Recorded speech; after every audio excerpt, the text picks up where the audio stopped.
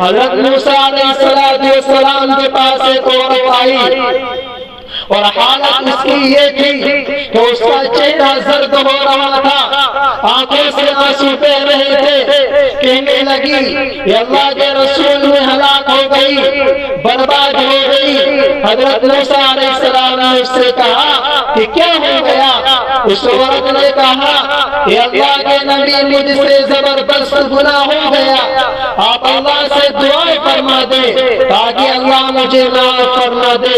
حضرت موسیٰ علیہ السلام نے فرمایا کہ پہلے یہ تو بتاؤ کیا گناہ ہوا؟ اس عورت نے کہا کہ اللہ کے نبی مجھ سے زنا کا صدور ہو گیا تھا، پھر لڑکا پیدا ہوا، میں نے اس کو قتل کر دیا۔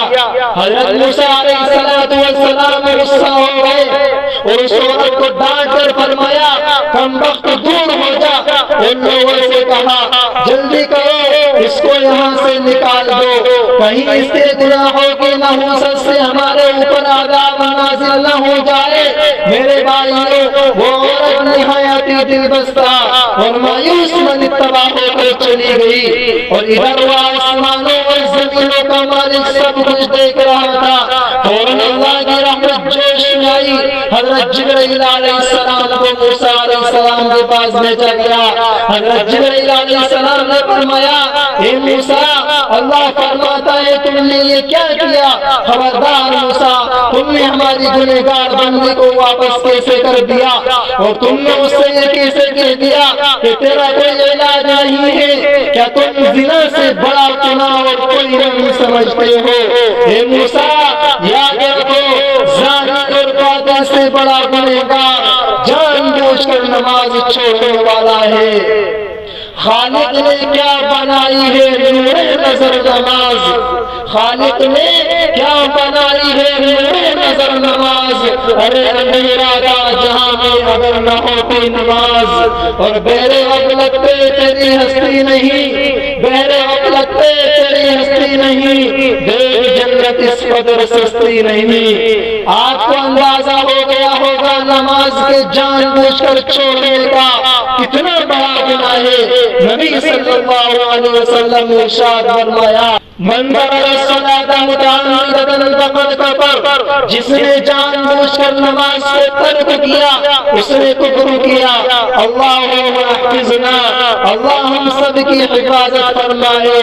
ایک دوسرے حدیث کے اندر آتا ہے الصلاۃ عماد الدین فمن اقامها اقام الدین ومن هدمها هدم الدین، نماز دین کا ستون ہے، جس نے اس کو قائم رکھا اس نے دین کو قائم رکھا، اور جس نے اس کو گرا دیا اس نے دین کو گرا دیا۔ اس حدیث کے تحت حضرت ابراہیم نخعی، عبداللہ ابن مبارک، حضرت امام احمد بن حنبل اور حضرت اسحاق علیہ الرحمہ فرماتے ہیں کہ نماز چھوڑنے والا کافر ہو گیا۔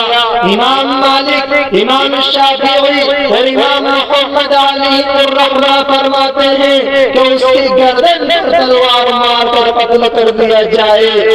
ایک دوسری حدیث کے اندر آپ صلی اللہ علیہ وسلم نے ارشاد فرمایا قرۃ عینی بالصلاۃ، میری آنکھوں کی ٹھنڈک نماز میں ہے۔ جب کوئی نبی کا امتی نماز میں کھڑا ہوتا ہے تو گویا کہ نبی صلی اللہ علیہ وسلم کی آنکھوں کو ٹھنڈک پہنچاتا ہے، اور جب کوئی شخص نماز ترک کرتا ہے تو نبی کو تکلیف پہنچاتا ہے۔